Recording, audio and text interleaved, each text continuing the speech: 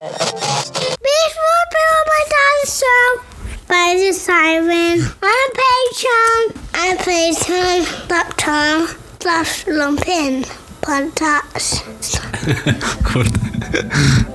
Good. Thanks again for tuning into Revolutionary Lumpen Radio. In this episode, we truly investigate the past and present contradictions in two very similar but very different radical traditions.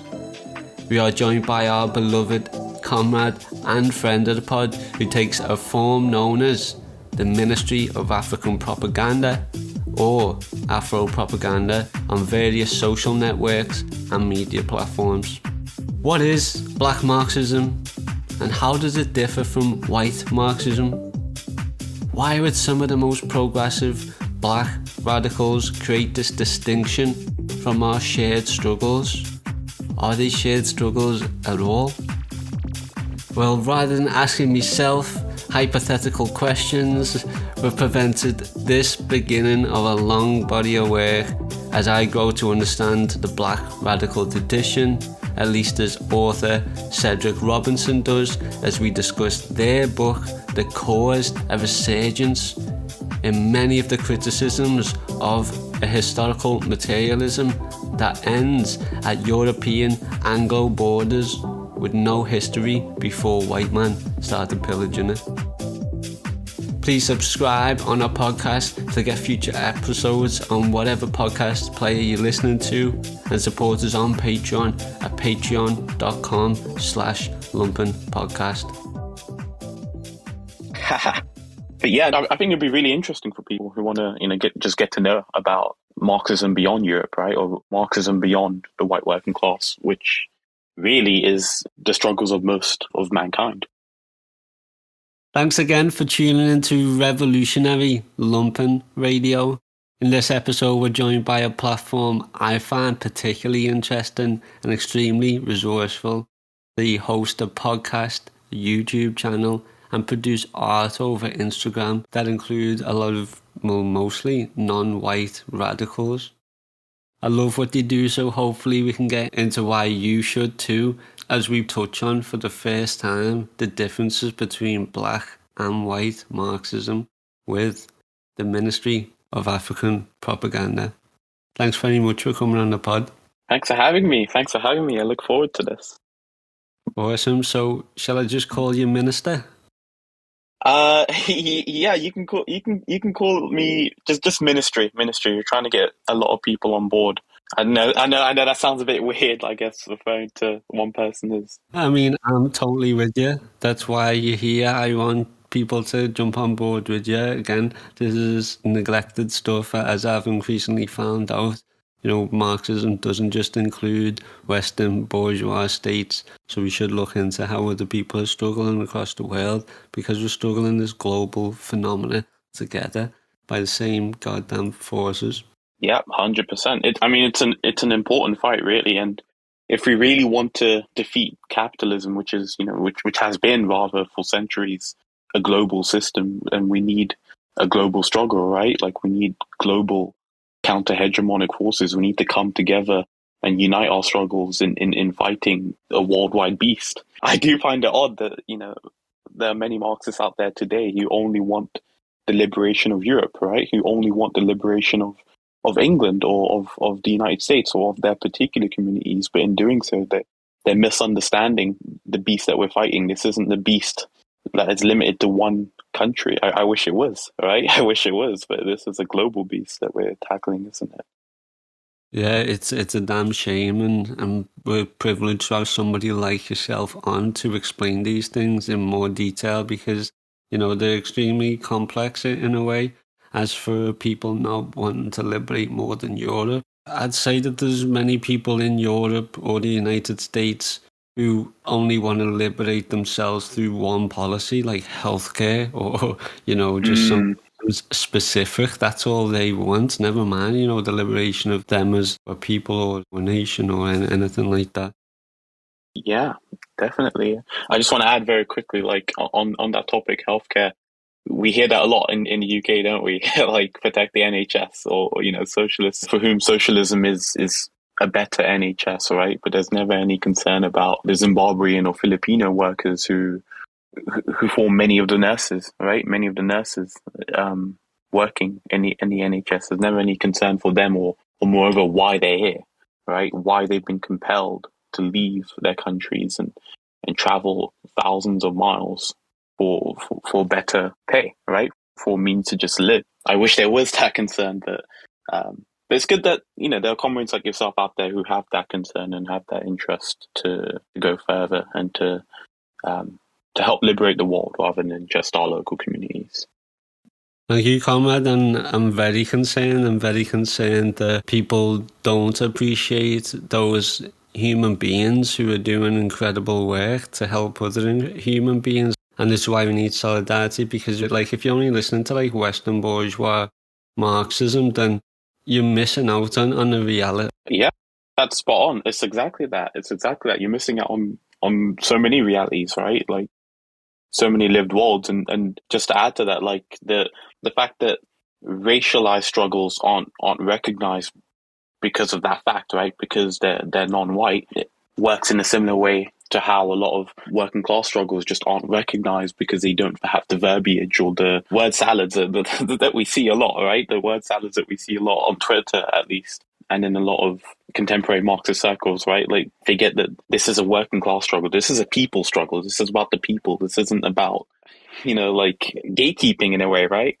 Defo, because again, this is something we're focused on Revolutionary Lumpen Radio. So I've come at it from everybody's talking about the motherfucking working class and that, while so many people, are on benefits, or they're out on the streets, or they're in jail, or they're forced to turn to sex work, or they're just disabled and can't work, or they're just, suffering their own struggles through ableist and eugenic oppression. Marxism even excluded. This is how Revolutionary Lumpen Radio come about, because I was excluded from so-called revolutionary organisations in the UK because I was Lumpen background. So I was ostracized. So I've looked more into Marxism generally, and Marx was against the Lumpen proletariat. So we've pushed to give the Lumpen proletariat a voice, all these people a voice, and it is the most oppressed people in society. And Marxism's failed to recognise them for revolutionary potential. So that's what we've constantly pushed forward, the revolutionary potential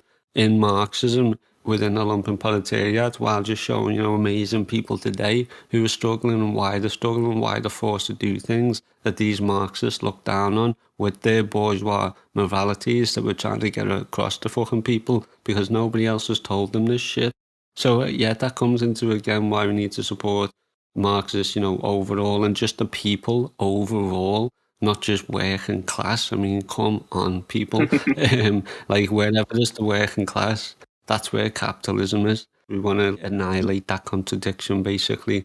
And we'll get there through socialism, but we've got to get there through getting everyone on board. We've got to learn a lot to do that. We've got to do a lot of fucking homework. It's not going to be easy, but, we've got to struggle and we've got to do this together. Yeah, 100%. Just to add very quickly to that, I think Fanon says a lot on that. Like Fanon, who is widely accepted as a phenomenal black Marxist. I'm pretty sure he said that it is the Lumpen proletariat and not the groups traditionally identified as revolutionary actors of history. Rather, it is the Lumpen proletariat who are the most revolutionary force in social change, and it is with, from, and among them that we should be organizing. But we have the opposite of that right now, don't we? We have the opposite of that right now, which is a great shame. But it's great to, it's great that people like yourself are doing the good work that needs to be done in terms of reorienting our focus when it comes to the struggle. Yeah, music to my ears, comrade. You're extremely well educated and informed for this. That's why I knew it was going to be such a great conversation. I'm just going to throw in one more spicy take, kind of for a laugh, before we move on for the pod. And I just want to say that Mao's China was brought about by the peasant revolution, it was brought about by Lumpen proletarians. They weren't the working class, so, they were peasants. And that is the only lasting communist or socialist society today that is actually withstanding imperial oppression. Cuba's there, but, that's more seed socialism. China's maybe about to break seed socialism. Maybe it has. I don't know. That's another subject. Yeah, no, that's a great point. Mass line and Maoism in general, 100% is.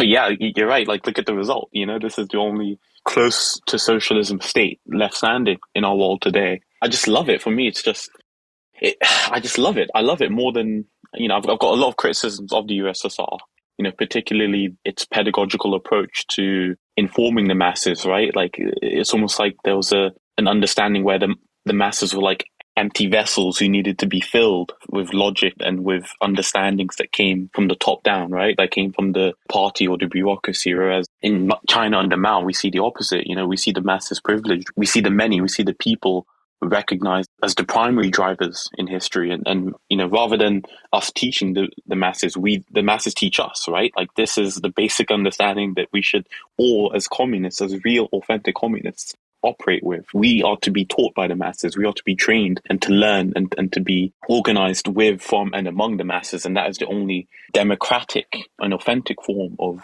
revolutionary organization, in my view. But yeah, we'll explore this later, because this is central to the Black radical tradition. Like, there's so many overlaps between the Black radical tradition and mass line. There's so many overlaps in terms of them both being people oriented, them both being mass oriented. It's not about people at the top, imposing some sort of state-sanctioned agenda onto the masses. Rather, it's about the masses organically developing their own leaders who truly represent them. Do you know what I mean? Yeah, absolutely I do. I mean, we heard that completely with Serve the People Akron when they came on board, practicing that today as their base building dual power in Akron. So I just want to add in one more supportive argument there for the USSR, but I think you'll appreciate it.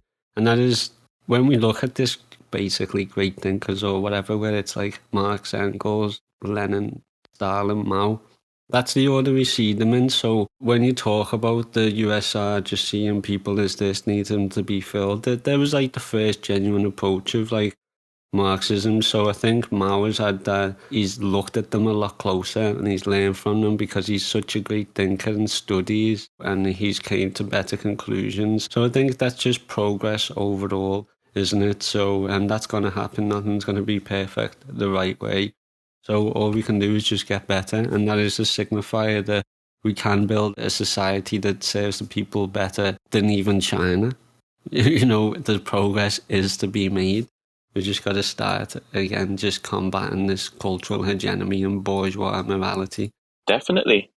Yeah. And I guess with dialectics, we can never really have an end goal, right? We'll never have like a perfect finished, I don't want to say product, but you know what I mean? Like, we'll never have a perfect, polished ideology. It should always be in constant development, right? It should always be constantly in self-critique and developing through its own contradictions, right? Like, it should, at least. But yeah, I guess sometimes we see some people, especially with orthodox Marxists, I feel like sometimes they feel like their understanding is the finished product. You know what I mean? Like, they feel like their understanding is it, and it just needs to be packaged and exported to all different contexts in the world. And that's what Black Marxism counters. This chauvinism amongst many orthodox Marxists who think they have the perfect finished ideology and it just needs to be uniformly applied everywhere in the world, regardless of different, cultural contexts, regardless of even different conditions, right? Like, they just ignore all of that and just, copy and paste it everywhere.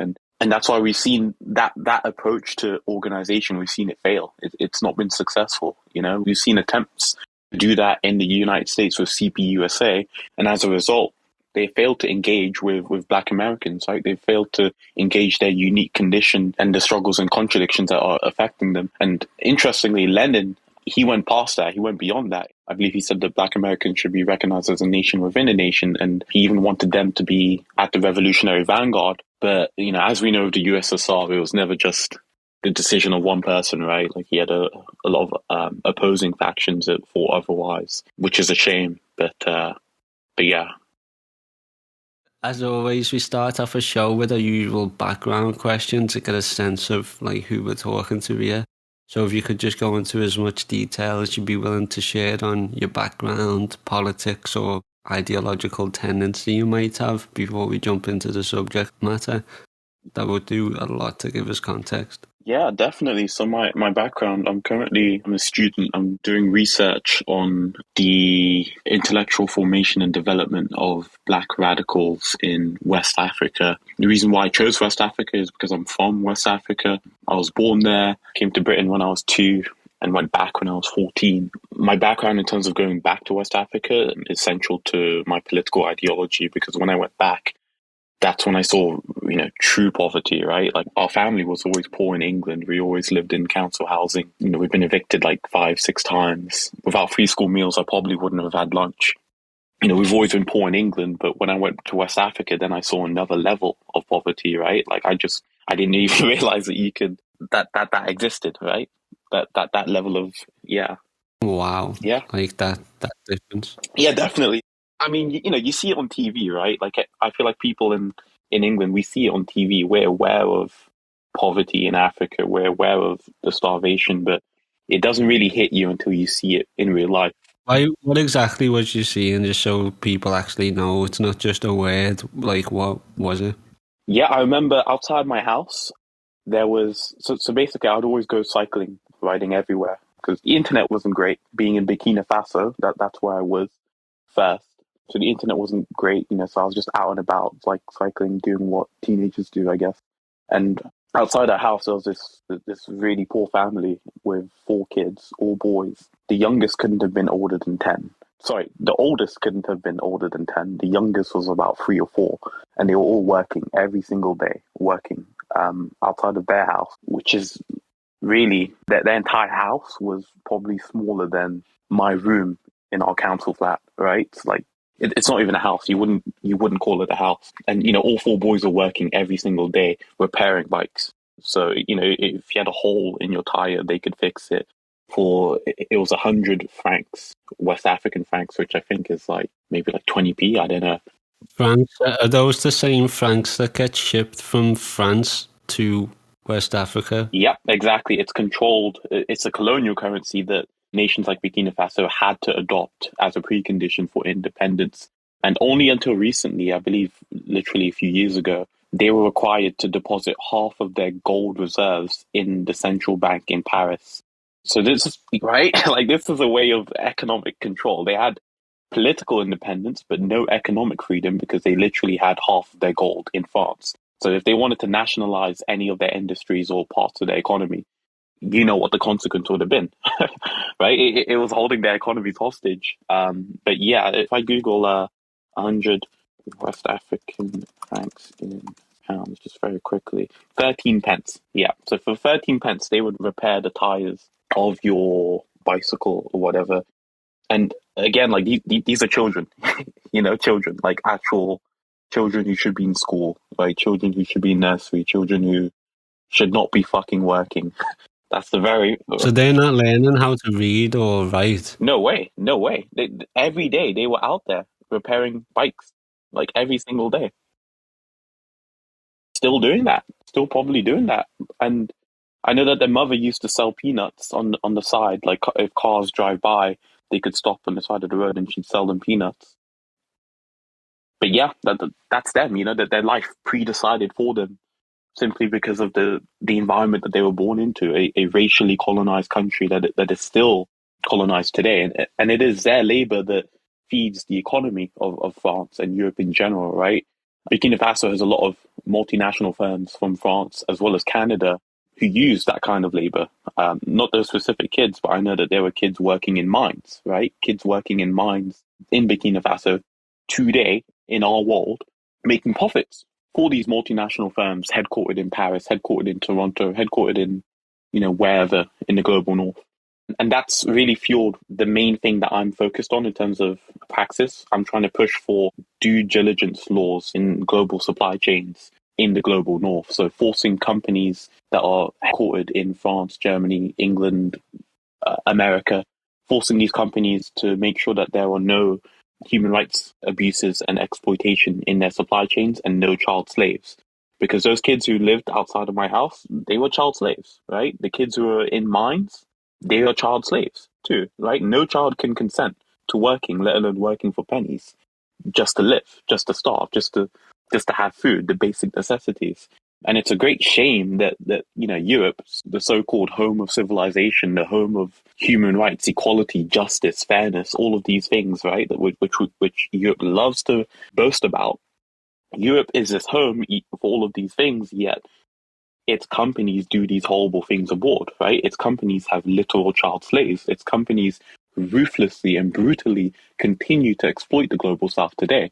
And this isn't a secret. Like, everyone knows about sweatshops, right? We all know about sweatshops. We all know that kids in Africa and South Asia, work. We all know this, yet somehow, we don't have the laws preventing this. And it's a bit mad to me that in 2022, we still don't have legislation against it.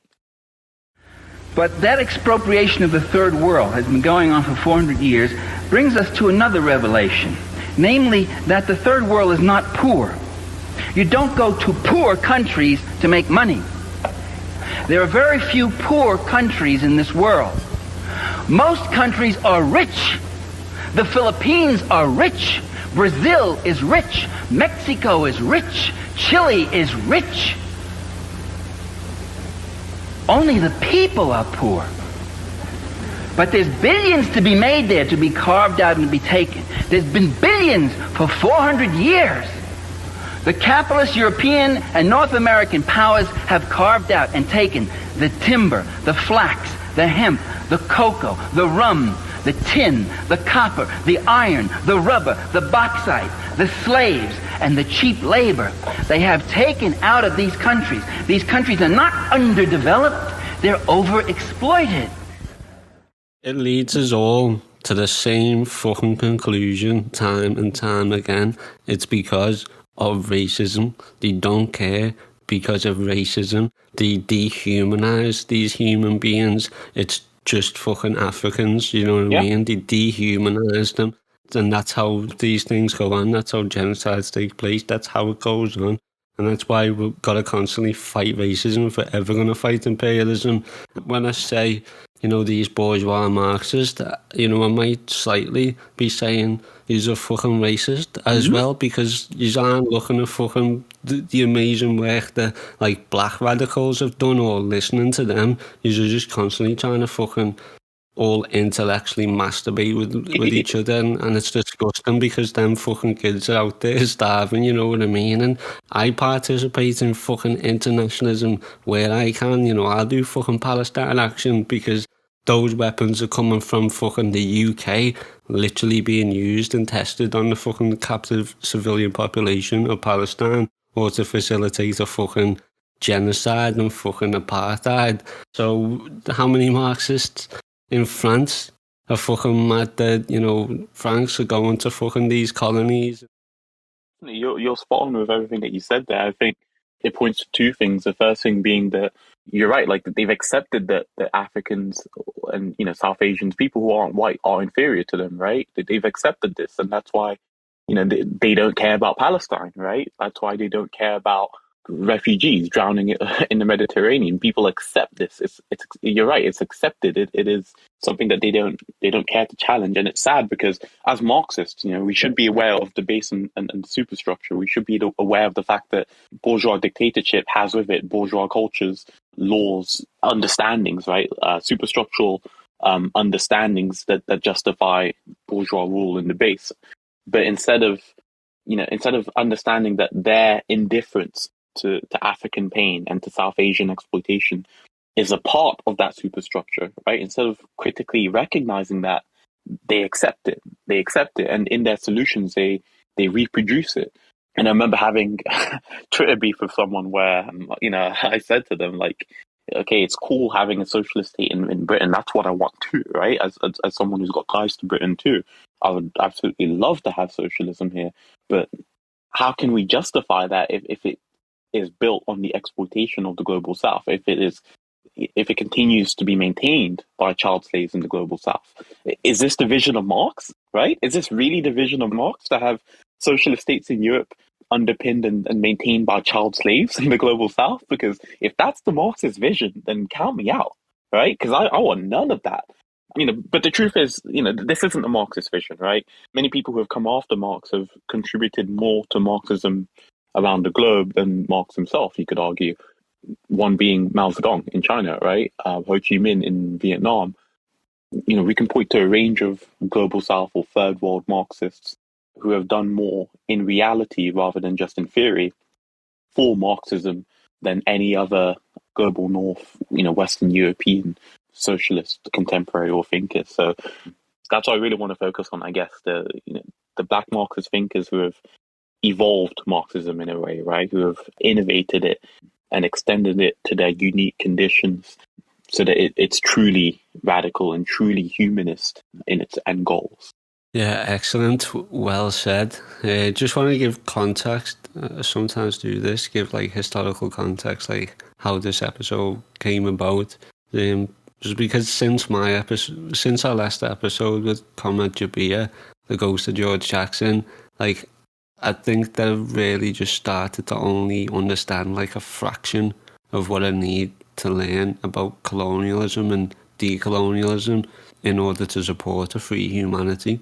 And then I think I found you not long after, the episode got released through Malcolm X movement on Twitter. Surprise, surprise. Like, honestly, I find amazing comrades through them. And then, like, I saw one of your tweets, I followed you, and I started to see, like, your social commentary on things and, like, your thoughts, and I was, like, properly vibing with them. All the posts you shared was about, like, basically colonialism or, like, black Marxism or something in, like, one way, shape or form. Again, like, as an internationalist myself, like, if I see somebody who's, like, oppressed telling me, somebody with privilege, that, like, I need to know this, or, like, you need us to know it, or I can pick up on that, like, I'm gonna try and learn. But then I saw one of your tweets, and it said, while the fight of Europe's Marxists was against bourgeois structures of class exploitation, black Marxists had an additional and perhaps a primary fight against the white bourgeois structures and superstructures that constituted racial, capitalist, imperial domination worldwide. And I was like, whoa. This is almost like a holy Bible kind of shit. Is like exactly what I needed in my life. Do you know what I mean? It was like, and what is this resource? And it was also around the same time that I was about to dive into the book Black Marxism, which I actually think I found through Malcolm X movement. Surprise, surprise. So, like, looking at, with all these things taking place, looking at your social media and seeing this tweet, I think, wow, this is, like, exactly what I need to understand, because, like, I've never been exposed to this shit. I'm telling you, deadly serious. I've never been exposed to this thought kind of shit from, like, being a socialist and revolutionary for, like, over 10 years and, like, a lot of genuine, like, Marxist study within that. And it was looking correct to me. So I was, like, surprised. But now we're here together. So can I humbly ask you if you do, or does your ideology, so to speak, come from the position that black and white Marxist struggle differs, or that European Marxism is oppressive against even black Marxists? Could this be the case? Wow, great question. Great question. Before I dive into it, I would just also say Malcolm X movement. Yeah, definitely amazing resource. Follow on Twitter, Facebook, YouTube, everything. I've learned a lot myself from MXM as well. But yeah, in regards to this question, great question. I'd say both, right? I'd say that both black and white Marxist struggles differ in that, they engage different life worlds, different struggles, different conditions, different contradictions, right? Different set of phenomena that domination, right? Different things that are being dealt with and engaged, but also they don't differ in that both struggles are united, right? Like, you can't fully defeat one without the other. You cannot have liberation for the white working class without liberation for the black underclass, and vice versa, right? Both struggles are linked. I'll get into this. So first off, black Marxism is like a Bible to me right now. Like, that's a text that I would recommend to everyone and anyone to read. Yeah, well, I'm on the same page, but go on, sorry to interrupt. No, it is like it's biblical. It is biblical if you care about ending exploitation, full stop, right? In the text, the first section is on European history, right? And when I first read this, I thought, I'm learning about black Marxism. Well, I thought this was black Marxism. Why am I reading about European history? And it is only after I finished reading the book and watched a few different lectures on it to really understand it, all available on YouTube, that I realized the reason why it dives firstly into European history and thus, white working class struggles, is that it seeks to show that racialism or racism, the idea of having race, predates capitalism, right? So a lot of orthodox Marxists will say that racism was created in the superstructure by capitalism to justify the exploitation of racialized proletarian populations. Cedric Robinson in Black Marxism argues the opposite. He says that racialism actually clearly predates capitalism, and he points towards the racialization of labor, or rather like pools of labor within Europe by Europe's pre-bourgeois forces. So he points to the Irish, he points to the Slavs, or the Roma as populations native to Europe, within Europe, that have been racialized by Europe in order to exploit their labor. With the Irish, this is very clear, right? Like, if you're a radical in England, then you should know, right? You should know or recognize how the Irish have been particularly and brutally racialized in order to be exploited by England. Strangely enough, this isn't actually true of all English radicals. There are a lot of English socialists out there who don't give a fuck about the Irish or the Irish struggles, even though you'd think that the two are united, right? English working class struggles and Irish working class struggles are so united that it's kind of mad to me to even think that you can separate the two. But, oddly enough, there are people out there who do that. And in the same way that they separate European working class struggles from the working class struggles of the rest of the world, Robinson says, well, he shows us that throughout the book that the two struggles are linked in many ways. Robinson shows us how, when analyzing the exploitation of Europe's working class, you can't do it without also looking at the non-European underclasses that created the primary products that would then be fed into Europe for its working classes to manufacture into stuff. So, for example, let's take cotton, right?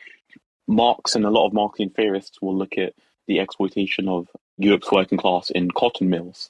For example, during the Napoleonic Wars, there was a point where there were more British soldiers stationed in workhouses in England, in the north of England particularly, than there were British soldiers in active battlefields, right? Which that illustrates how, even in the middle of an imperial war between, England and France, Britain and France, two big empires, there was still a heavy emphasis on, militarily oppressing the working classes, right? Making sure that they kept working around the clock, and, there was no time to unionize, no time to organize and fight against their own exploitation. And the point of that is to show how, we can look at the working classes of Europe, right? We can look at those cotton mill workers. We can look at England's working class and how they were exploited in factories, sure. But if we don't look at, the cotton that was fed into those factories, or the gold that was fed into those factories, or the silver or the copper or the coal that was fed into those factories, right? And if we don't look at the enslaved labor that produced those materials, then we're not really liberating everyone in this process, are we, right? We're only liberating people who are a bit down in the production chain. To truly liberate everyone from the exploitive production chain of capitalism, we need to start at the very bottom. We need to start amongst the primary producers. We need to start amongst the people who are making the cotton, who are mining the gold, the people who are on plantations, right? That's what a lot of Marxist theorists miss, partially because they are racist, but also because Marx's own contributions were blind to that.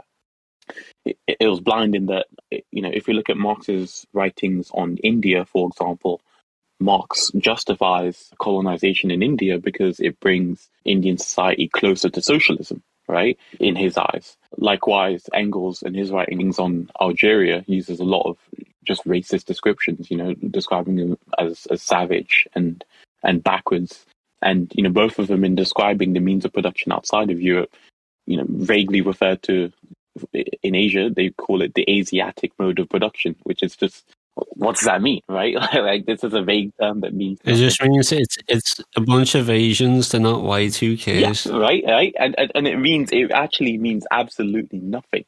And so, because of all these flaws in Marx, and, before I It means not us. Yeah, But yeah, yeah. And like, to be fair to Marx, though, like, there are a lot of positives topic of, the material conditions affecting people outside of Europe. For example, he has a very famous quote in which he says, "Without slavery, you have no cotton. Without cotton, you have no modern industry. It is slavery that gave the colonies their value. It is the colonies that created world trade. And it is world trade that is the precondition of large-scale industry. Thus, slavery is an economic category of the greatest importance." Right? So clearly in this quote, he recognizes what we've just said, right? That you need to start at the very bottom of the production chain. You need to start with the raw materials that are produced by enslaved peoples, right? That's where our analysis really needs to start if we are to properly liberate all workers around the globe from the stranglehold of capitalism. But even though he recognizes it, it's really just that, right? He doesn't really expand a lot further on this. He doesn't mention the Haitian Revolution, for example, which happened 50 years before his birth. And today, the Haitian Revolution is still the only successful example of the slave revolt in all of human history, right? It's almost as if... Who are you talking about, Marx? Yeah, Marx, I'm pretty sure. Marx has never referred to the slave rebellion in Haiti, ever. Marx and Engels. I might have to Google it just in case. Marx and Engels. Whoa. No, I mean, it's not surprising. Again, like we said in the Ghost of George Jackson episode, we touched on how George Jackson, even Huey P, and a lot of the Black Panthers and, black Marxists aren't on Marxists.org. So we were asking why that is. And, again, and you know what Comrade Jabri's answer was? He says that, Marxist.org just probably from people who come from a more bourgeois liberal background. And like, it's true, these Marxists in the imperial court need to realise that we're listening to the wrong people. Yeah. It's that simple. We're supporting people who are just recycling, white Marxist history when we should be listening to the oppressed history that is being neglected to us. And a lot of it, to be fair, is because it happens in places where they speak a whole other language, to be fair. So, it takes time to translate these things, but we live in an information era. I'm starting to think there's an excuse now to start looking to identify that there is a black Marxism, and that says a lot about contemporary Marxism today. Yeah, no, definitely. I think, 2 points on that. Like, firstly, like, even in the United States, or in England as well, we have black, I'm going to call them undercultures or subcultures, not because they are that intrinsically, but rather they've been relegated there, right? They've been pushed down there. They've been, you know what I mean? They've been criminalized by the establishment, and we see it in the UK in terms of grime, right? Like, they want to blame grime for everything, right? Grime is responsible for crime. It's responsible for drugs. It's responsible for all of the ills of England, if you're to read the Daily Mail and the Sun, right? And in the United States, people like Huey Newton, people like the Black Panthers, people like even Tupac, right? Criminalized, targeted, persecuted by the white liberal establishment, because what they are saying, their cultural expressions aren't just that, right? This isn't just like a black culture that is being criminalized by a white society. Rather, their cultural productions are anti-capitalist, they are anti-imperialist, they are a challenge to the establishment, because within it is contained a lot of truths that people think we can only exclusively get from Marxists, right? Or we can only exclusively get from bourgeois academic Marxist theorists. But this is the exact opposite, and this is what Cedric Robinson points to when he elaborates on the black radical tradition. The black radical tradition is simply the black masses, right? The revolutionary black masses who formed many slave revolutions throughout the Americas. For example, the Quilombos dos Palmares in Brazil, the various maroon communities of, Jamaica, Mexico,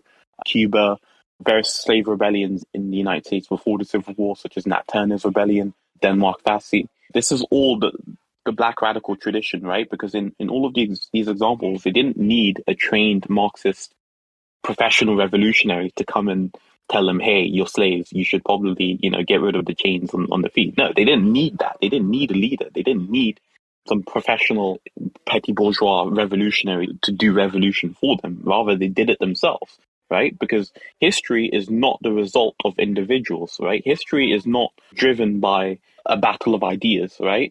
Rather, the black radical tradition shows us that history was driven by the masses. In terms of black history, at least, black revolutionary history was driven by the masses.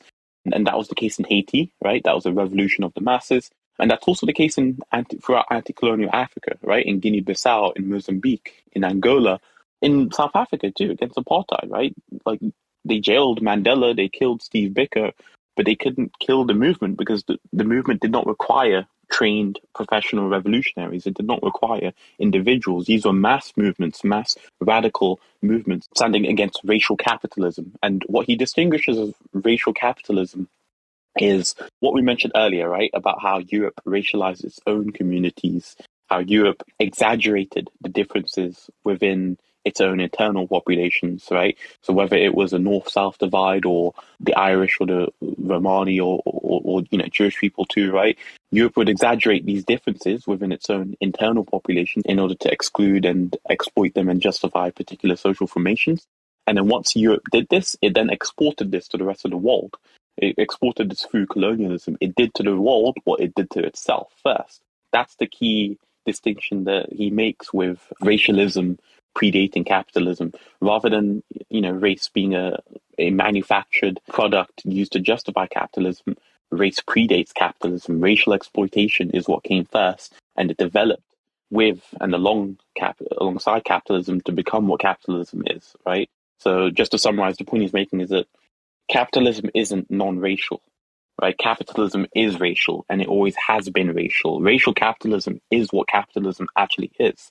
And we see that Europe racially colonized its own populations, and then it did it to the rest of the world. But it's just unfortunate that a lot of Marxists today think that capitalism is non-racial, and that actually people like Mao, people like Black Marxists like Fanon, or Aimé Césaire, are the ones who are actively adding a racial component to capitalism, when that isn't the case. Capitalism has always been racial. It's just that orthodox Marxists are just blind to race as a dynamic of oppression. Yeah, well said, Conrad. I think you've just added the second level of inquiry in my mind that requires deep investigation. The first one being racism existed before capitalism. That's one thing that's worthy of deep study. Yeah. Yep.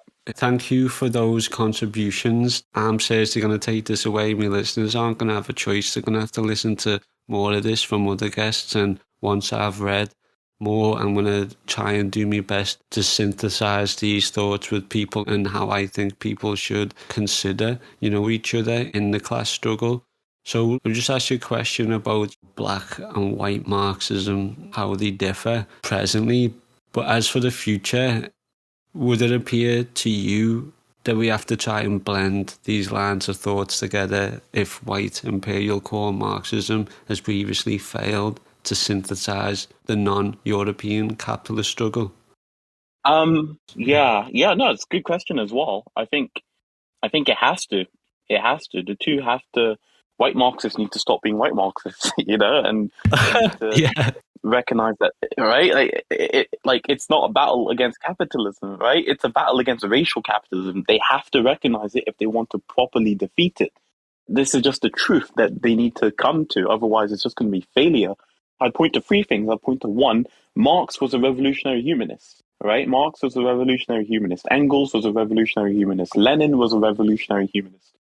All of these great Marxian theorists that imperial core bourgeois Marxists love to, quote and stan, they are revolutionary humanists. And so they are betraying their cause, right? They are betraying the spirit of Marx by being chauvinists like this and not giving a rat's ass about, working class struggles around the globe, right?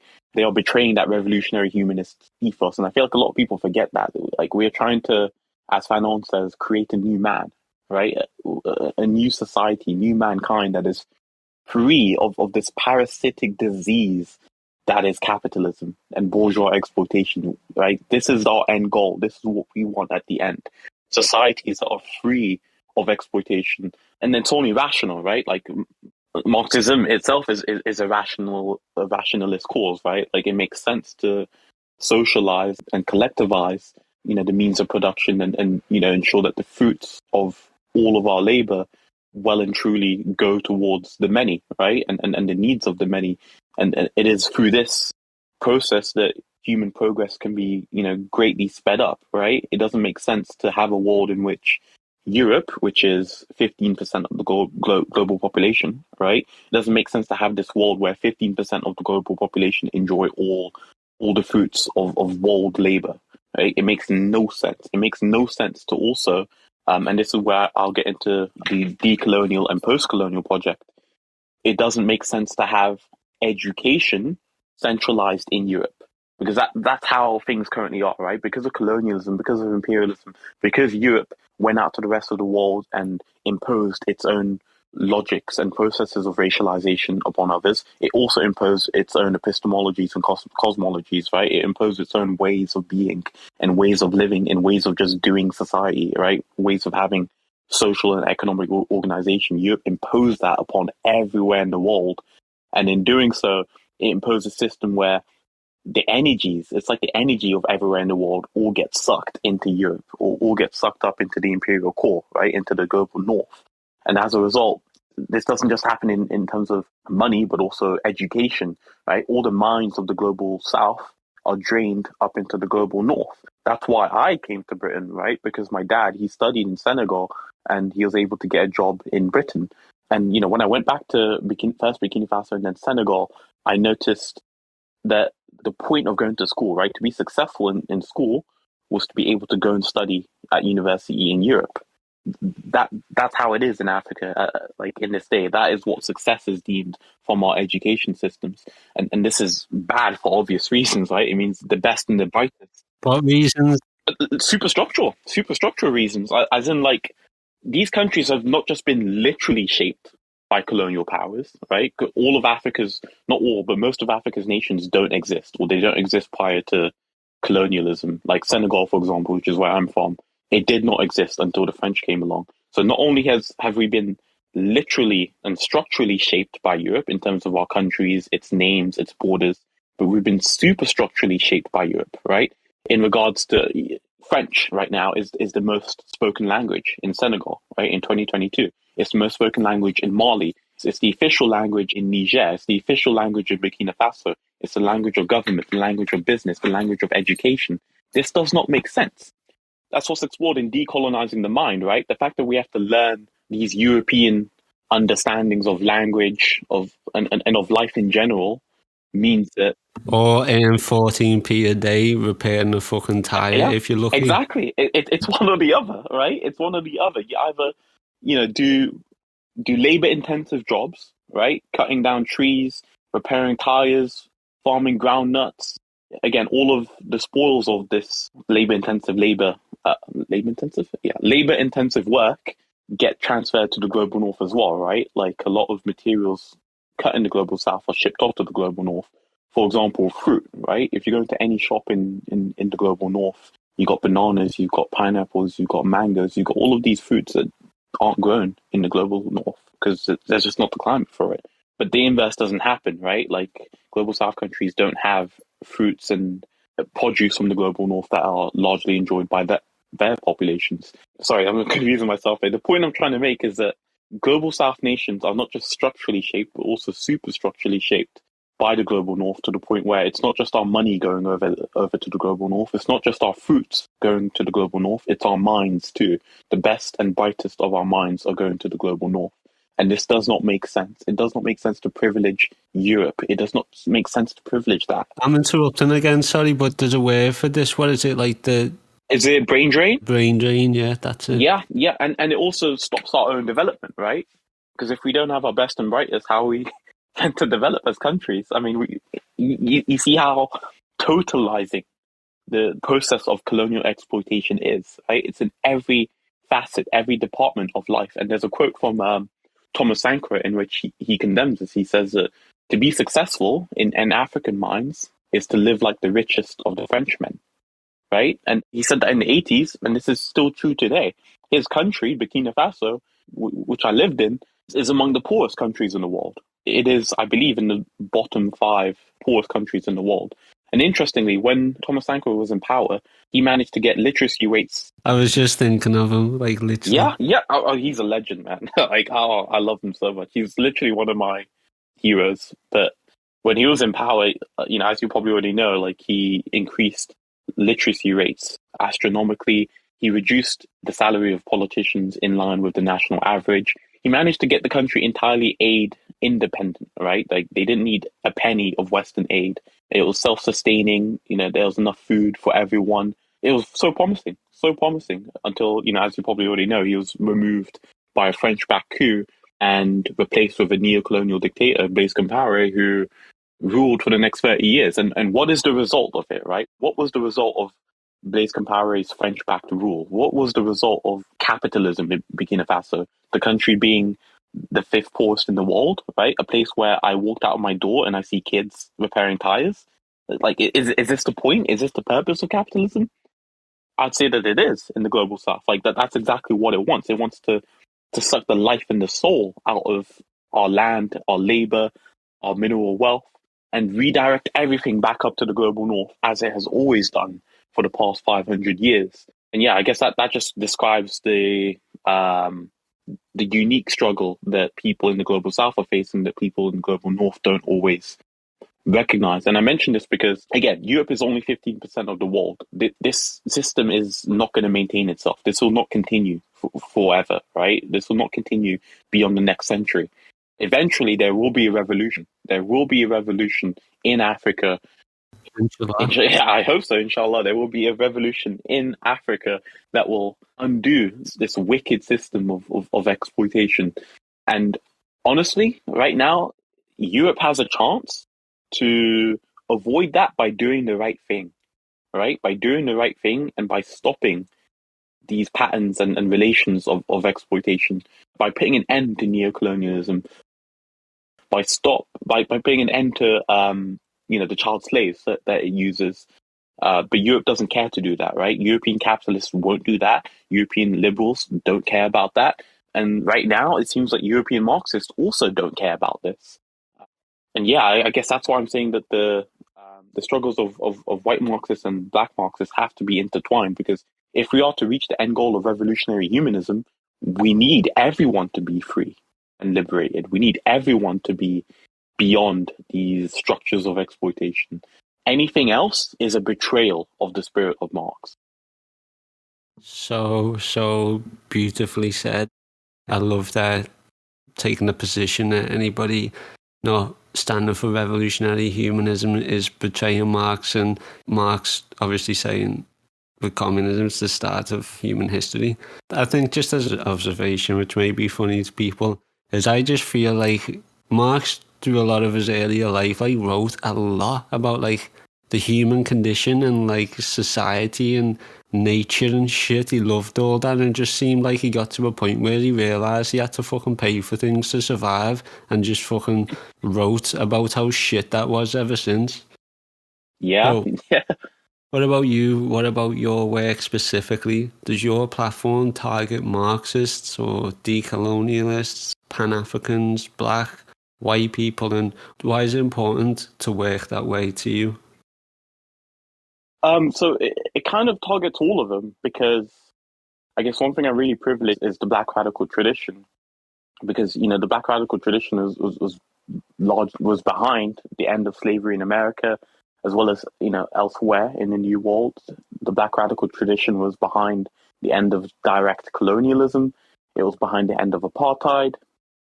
The black radical tradition is what I privilege, because it is the force that has consistently, throughout the centuries, fought against racial capitalism. It has consistently fought against empire and imperialism. And as we know, empire also, exploited the white working class too, right? Whilst the black radical tradition fought against the enslavement and racial exploitation of black people, in doing so, they were also contributing to the fight of the white working class against their own bourgeois oppressors, right? So this is a truly revolutionary humanist project, and as a result, it's transdisciplinary, right? It's not just Marxism, it's not just Pan-Africanism, it's not just decoloniality too. It's kind of like a mix of it all, because it incorporates parts of it all, but also because those things like Marxism, decoloniality, Pan-Africanism, they don't individually necessarily capture the black radical tradition in its entirety. Marxism, especially, as we've just discussed, right? Like orthodox Marxism like towards Asia, it sees it all as the Asiatic mode of production. Like if it's that generalizing and vague towards Asia, you can imagine how it is towards Africa. Again, the fact that Marx, didn't ever, properly analyze the Asian Revolution shows you that Marxism as a theoretical framework doesn't fit the Black radical tradition. It doesn't properly engage it.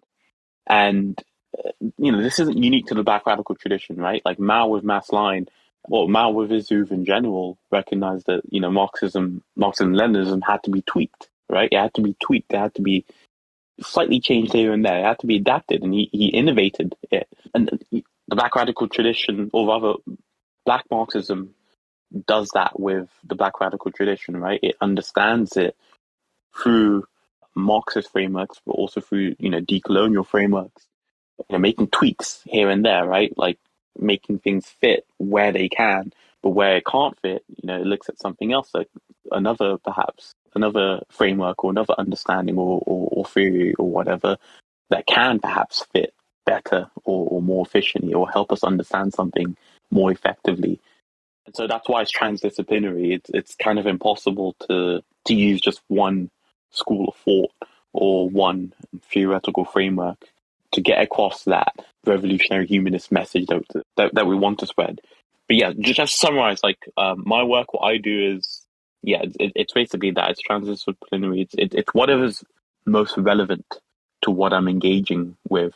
Sometimes you do need to perhaps focus strongly on class and on economic exploitation, but some other times that same approach perhaps wouldn't be good.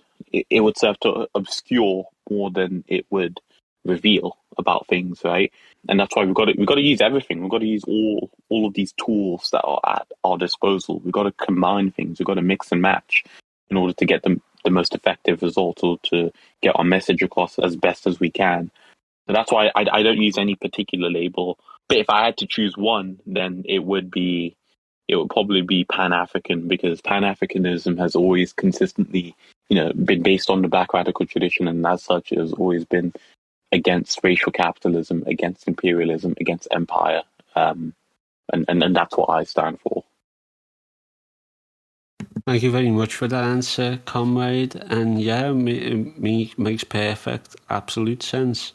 Just to reiterate, everybody should go and follow you, just to go and check out the work that you do if they haven't already. But if we're looking at, about the struggle against humanity as revolutionary humanists, then it only makes sense that if we've acknowledged that Marxism is like, the 30th revolution against a class structured society, and what we're looking at is something that maybe is an African issue or an European issue, then maybe Marxism isn't the best scientific theory to base your practice on. You might need to have a couple of other equations in there from another different subjects, and maybe pick up the book on Pan-Africanism as well, because Marxism doesn't encompass everything. I think that as I am a Marxist, I consider it my duty to present Pan-Africanism, the stance of imperial core Marxism is actually oppressive against non-European Marxists on the basis that it doesn't consider the struggle taking place whatsoever. I've always criticised Marxist practice in the imperial core. That's no surprise to people. So that statement shouldn't be a surprise either, because I want world peace and people are standing in the way with the fucking and like being and having the wrong thoughts because they haven't got the right information. So yeah, it comes back to my duty to present this to Western white Marxists. That's what I'm trying to do. We've got that platform. That's why we're doing this. It's to share this around the imperial core, tell people you don't have to be black to understand why people are having to be Pan-Africans. But if we understand Pan-Africanism, or we understand struggles in specific regions, or, again, I don't even know what I'm talking about. But if I did know what I was talking about, then we could as Imperial Core Marxist, incorporate it maybe into a practice or into a learning, so that who knows, we could maybe work together in some way, shape or form, or even counter cultural hegemony, and just not be a hindrance or complicit. Yeah, like not make it harder, for others in their struggles. And I think, just going back to what your work with Palestine Action, I think, yeah, it's already that's more than can be said of most English Marxists that I've met. I think it's already a great start, and I think that honestly, one thing I put up to people is that if you're working class, right, and you're working in a weapons manufacturer, like a weapons factory, right? If we liberate you in terms of, making sure that the surplus value of your labor and reinvested into your community, that's great, right? But it's still a fucking weapons factory. You still manufacture weapons to be used elsewhere to oppress other people, right? Like, that's what I try to put up to people. Like, can you be liberated, and is it true revolution? Are we truly bringing about equality if we're considering people working at, like, harmful things like weapons factories, if we're considering them to be exploited and oppressed, and we liberate them? Sure, like, we could do that, but then should that be the end? You know what I mean? Like, they have to think about what the consequences that these things have abroad, right? And I think it's great that you're involved in a group that does engage that and actively tries to put an end to that. But yeah, I guess I'd like to see more English radicals consider that, or do this, do stuff along the same lines, do work that not only benefits the English working class, but also working classes abroad. Because yeah, once again, our struggles are united. Yeah, there was a quote I wanted to add. I forgot. It might sound a bit off topic. I forgot what I wanted to add it on to, but there was a quote from Aimé Césaire in which he says, "Marx is great, but we need to complete Marx." In the same way that Black radical theorists innovate and complete Marx by adapting it to their unique condition, and which is exactly what Mao did in China as well. I feel like a lot of Marxist thinkers in the West, both white and black, need to innovate Marx in terms of adapting it to the 21st century, right? Like, we're living in as you said earlier, the information age. We've got new contexts, new conditions, new contradictions, new struggles that, are adequately engaged with by what Marx and Engels left behind, right? Like, we need to innovate it, don't we? We can't just blindly adapt, or rather blindly copy and paste what Marx wrote 150 years ago to our current situation. No, we have to adapt things, don't we? We have to change it. And so if we can do that for 21st century Europe, then we should be able to do the same for the world beyond Europe.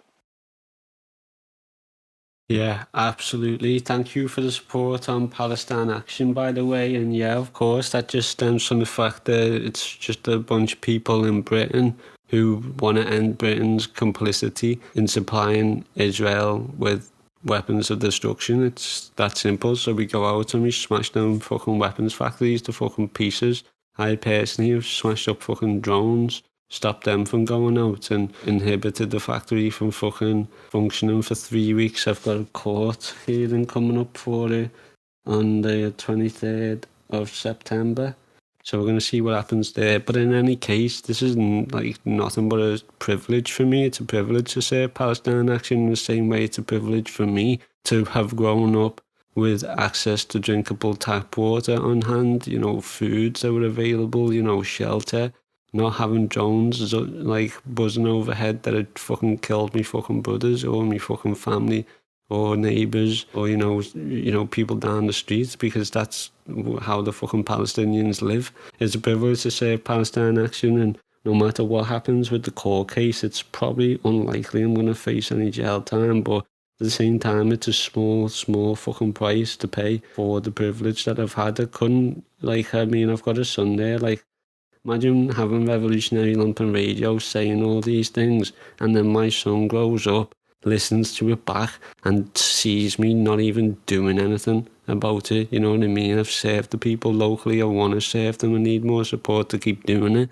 and I've served people internationally where I can with Palestine Action. If people were willing to fucking take up arms and have a guerrilla war against the state, I'd be fucking there, but nobody's game, you know what I mean? When everybody is, I'll fucking be one of the fucking first people.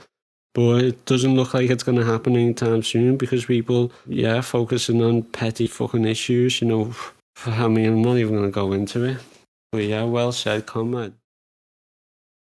Vice versa to you as well. Like, I think what you said reminded me of that quote from Marx. It says, the philosophers have thought about the world or theorized about the world. It's now time to change it, right? Or something along those lines. That's what came to mind for me because, E.P. Newton said the exact same thing when he said power is the ability to define a phenomena and make it act in a desired manner.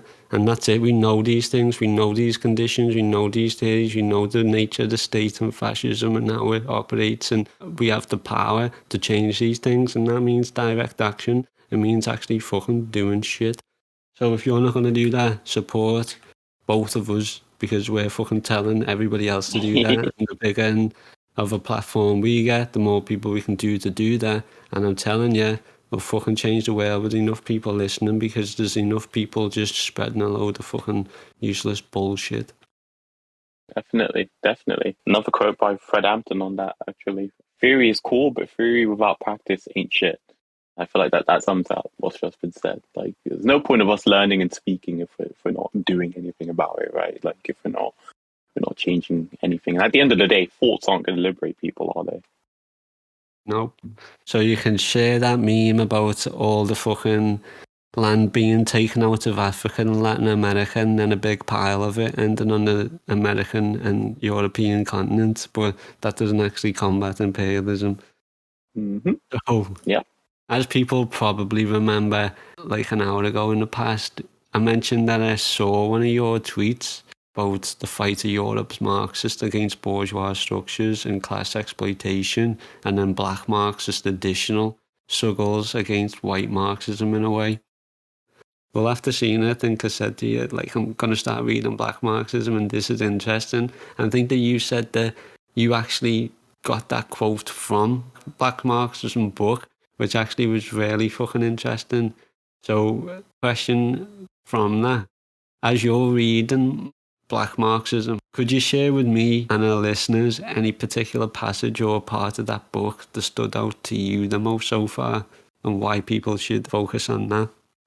Yeah, definitely. Just to clarify, I was paraphrasing with that quote. But yeah, it's a big take that I got from it. And I'd say I would recommend part three of the book, which I believe is chapters 8, 9, 10, and 11, which is about, I guess it's over 100 pages, to be fair. I think it's hard to narrow it down to particular quotes. But the reason why I recommend part 3 is because it really taught me another way of understanding history, and particularly Black history. It really instilled within me the understanding that for many Black intellectuals, they were forged and formed by the Black masses, right? Rather than seeing the masses as being like an object that has like the socialist understandings or the theories of intellectuals instilled within them, right? Rather than seeing them that way.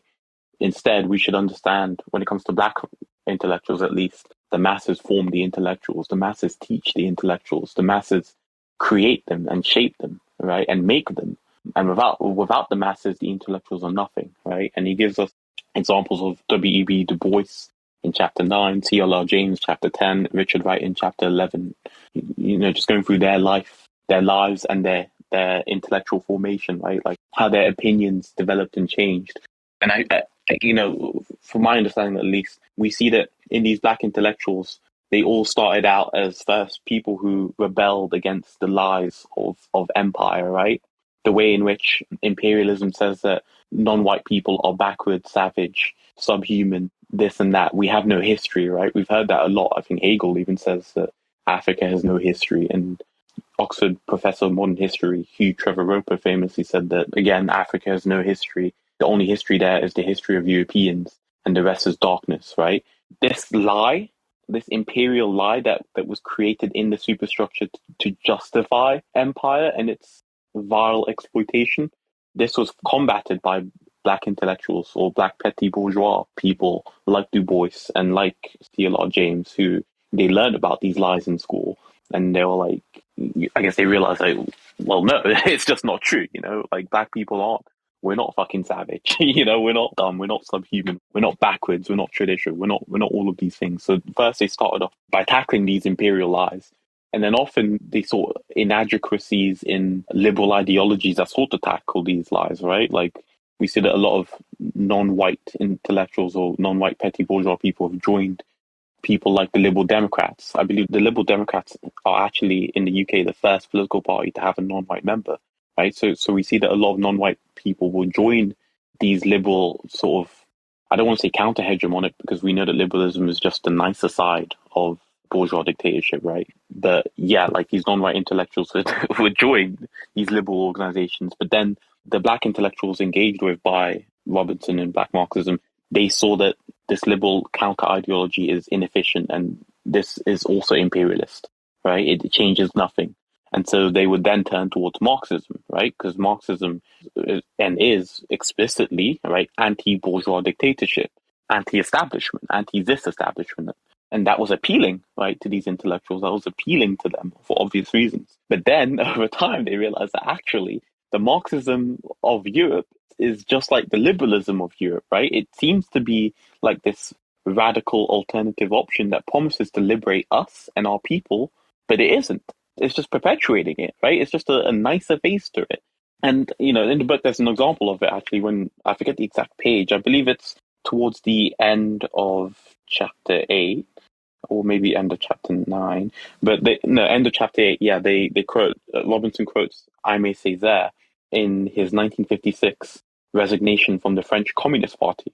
Césaire resigned from the Communist Party for all the reasons we've outlined in this episode, right? That they are Marxists who are blind to the plight of non-white working class peoples in the French Empire. Aimé Césaire coming from Martinique, where, the Communist Party had a strong presence, right? And again, this is because it had that promise of liberating them. But then if you look at the policies of the French Communist Party throughout the 50s, you see that these are policies that weren't going to change empire, right? They weren't going to radically change the racial exploitation of France's non-white working class subjects. And so he resigned from the Communist Party for that reason. And Césaire's protege, Frantz Fanon, he inherits some of these understandings, right? He inherits these understandings that theories and ideologies formed in Europe only serve Europe, right? And that's why he's critical of Freud and the application of psychology, of European psychology, onto non-Europeans. And I believe he even says that we need our own psychology, we need our own psychological theories to uniquely diagnose and understand our unique minds, right? The point I'm making here is that part 3 of Black Marxism really taught me those two things, right? One, that theory is developed amongst the people, not the other way around. And 2, the theories and ideologies and understandings and organizations of Europe will serve Europe, and often Europe alone. And, we need our own ideologies, we need our own theories, we need, or in the case of Mao's China, our own theoretical innovations on what's already out there. I think that Marxism at its core, scientific socialism, dialectics, these are all really great tools, right? Tools to understand the basics of reality, to understand our economic position, our condition. But as Césaire says, Marx is great, but we need to complete Marx because, for the world outside of Europe, Marxism is inefficient. It's not complete. It's insufficient. On its own, it will not help us liberate ourselves totally. And that's what we want, total liberation. And just to clarify, this is total liberation, not just for ourselves, but all of humanity. Because if you truly believe in total liberation, you have to be a revolutionary humanist. You have to want liberation for all peoples on our planet, no matter what you look like, no matter who you are. We want that total liberation. And I feel like part 3 of Black Marxism really helped me understand one way to get, or one path to get there, which is to focus on theory forged in and among the masses rather than theories developed by intellectuals who just do intellectual masturbation with each other. Let's be real, right? Like in the academy. Hey, I need a new phrase. On Twitter, right? Yeah, that's exactly that. Like, yeah, it really instilled that within me, you know, like appreciating the fact that the masses teach us, not us teaching the masses. We are the masses. We need to, stay in the masses. We need to not use theories to elevate ourselves above the masses, because how is that liberation, right? That's just making ourselves feel better. Yeah, again, extremely well said. Thank you for that. It's going to help give a lot of context for people when it comes to that chapter. My book here has got my literal blood on it around the pages, and some paint as well from when I hit an Albert Factory. Brought it with me for when I was going to get slammed. Oh, man. It looks gnarly, but this is going to be one of the most important books in my life so far, I can tell. Definitely. 436 pages with the index, and the text is so small, it's not even fair. I'd show up to 600 pages with normal font size. Yeah, definitely. It's a beefy book. It's a beefy book, but it's so worth it. It is. Yeah, it covers a lot of neglected stuff. I'm sure if we all knew, we'd all be making a lot more informed decisions, because that's all we want to do to build the world that we need. But if we're not getting the right information, we're not going to get to the right destination, are we? Definitely. Yeah, 100%. I'd love to follow up and speak again after I've went through the book and I've maybe got a few more questions that we could bring out together. That would be great if you'd be up for it. Definitely. It's been great today. Thank you so much for having me, and I definitely look forward to that as well. That I'm looking forward to it. Awesome, thank you. So where can people find you, follow and support?